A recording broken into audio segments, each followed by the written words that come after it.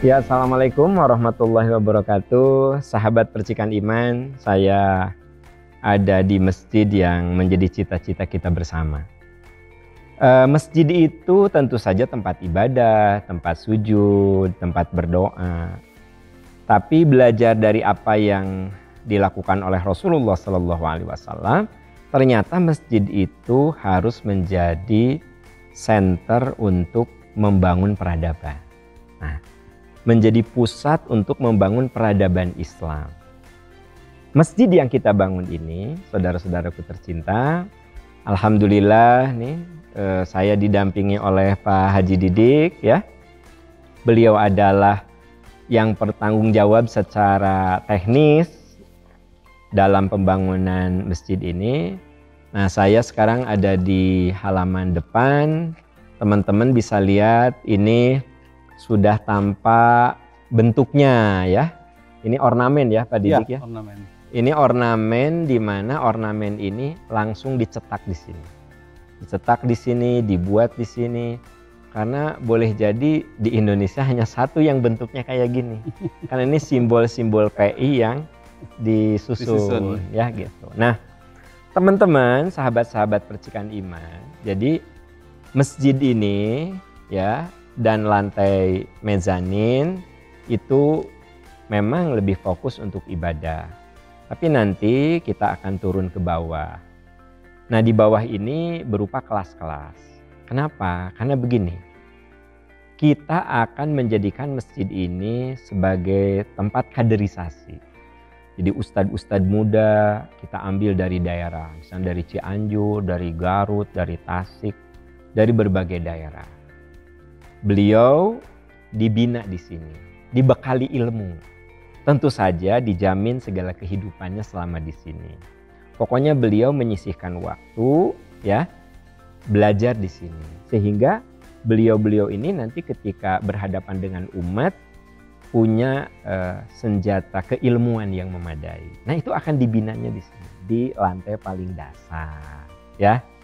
Jadi sahabat-sahabat bisa lihat bahwa inilah yang saya maksud dengan masjid peradaban. Masjid yang melahirkan kader-kader dai untuk menyebarluaskan Islam ke seluruh pelosok ya. Akan kita mulainya dari sini. Yuk teman-teman, kita ke bawah ya dengan Pak Haji Didik. Nanti beliau menjelaskan tentu saja bangunannya ya Pak Didik ya. Dari sisi bangunannya beliau akan jelaskan gitu. Saya lebih banyak ke sisi filosofinya seperti apa, maunya untuk apa. Nah, Pak Didik yang akan menjabarkan itu dalam bentuk-bentuk apa, kelas atau bangunan ya gitu. Gimana Pak Didik? Ya, kalau kita lihat yang di belakang Yusri ini sebenarnya tempat parkir VVIP sebenarnya. Ini tempat parkir VVIP, nanti tamu-tamu VVIP akan ke sini, Ustadz juga akan ke sini juga. Dan ini yang Pak Ustadz Aam sebut sebagai ruang kelas. Ini ruang kelas, di lantai dasar ini ada 6 ruang kelas utama. Nah sini, ini ada ruang kelas utama, ada 6 ruang kelas. Kurang lebih satu ruang kelas bisa menampung sampai kurang lebih 25 santri. 25 santri. 25 santri. Ya, jadi kalau nanti kita ada 6 ruang, sebenarnya sudah sangat banyak santri yang bisa kita kader di lokasi ini.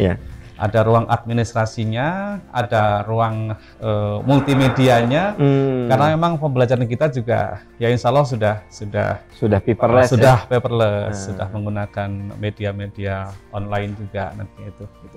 Ini contoh ruang-ruangnya yang masih sedang dibangun ya Pak ya. Karena ruangan kita kembali lagi masjid kita di pegunungan, di bukit, jadi kita tetap menggunakan sirkulasi secara natural. Ya.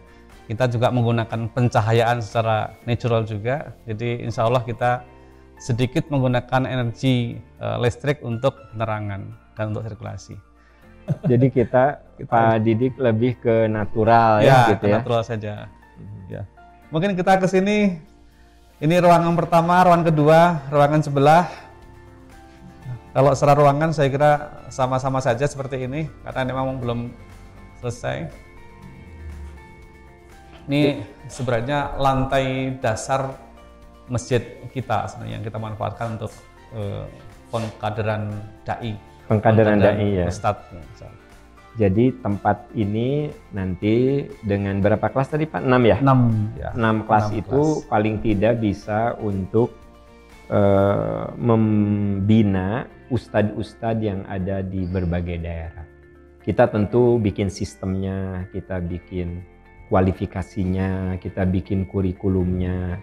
Yang jelas ustadz-ustadz yang ada di daerah itu dibina di sini, dikembalikan lagi ke tempatnya gitu.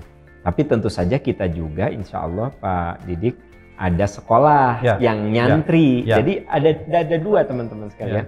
Kalau yang masjid itu memang kaderisasi dai guru dari tahfidz ya. Nah, tapi kita juga akan ada sekolah yang Bapak Ibu sahabat kalau punya putra putri insya Allah bisa di pesantren sini di level SMP. Diasramakan ya. Diasramakan. Tapi itu tahapan berikutnya. Tahapan pertama kita fokus pada bagaimana mengkader para dai untuk kita kirim ke daerah-daerah. Gitu. Seperti training for trainer gitu Pak. Itulah. Ya, monggo Pak, kita coba ke sini. Nah, teman-teman sekalian ya, sahabat-sahabat percikan iman. Jadi memang masjid ini di lantai dasarnya ada 6 kelas untuk pembinaan seperti yang tadi dijelaskan oleh Pak Didik ya.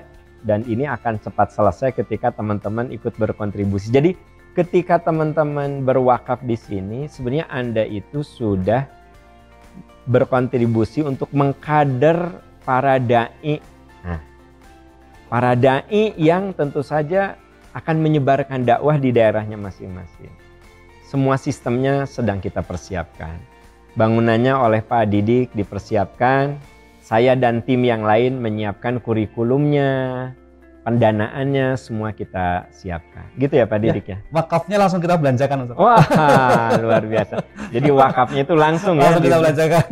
Ya, alhamdulillah. Ya.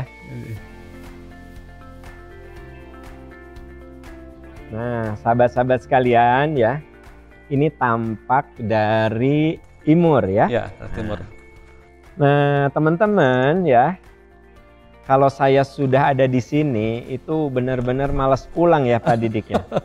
Coba Anda lihat teman-teman, pemandangan kalau kita berdiri di masjid. Nah, kelihatan sekali ya. Dari arah sini luar biasa sekali indahnya. Pegunungan ya. Sebelah sini juga ada pegunungan. Luar biasa ya. Nah, jadi itu yang bisa saya informasikan dengan Pak Didik sebagai ketua pelaksana dalam pembangunan masjid ini. Saya ucapkan jazakumullahu khairan katsira atas seluruh kepercayaan dari teman-teman sekalian. Wakaf sahabat-sahabat tercinta, alhamdulillah sudah nampak berdiri ya. Nah, kebayang nggak seluruh wakaf yang teman-teman titipkan di sini akan menjadi cahaya kubur setelah kita berpulang. Saya akan tidak ada, Pak Didik tidak ada, dan kita semua tidak ada. Satu yang ada adalah amal jariah kita. Yuk kita berlomba memberikan jariah untuk membela agama Allah. Semoga itu memperpanjang umur kita. Sekalipun jasad kita sudah menyatu dengan tanah, tapi amal soleh kita mengalir terus. Mari kita berwakaf bersama Percikan Iman. Terima kasih Pak Didik. Terima kasih. Alhamdulillahirabbil alamin. Assalamualaikum warahmatullahi wabarakatuh.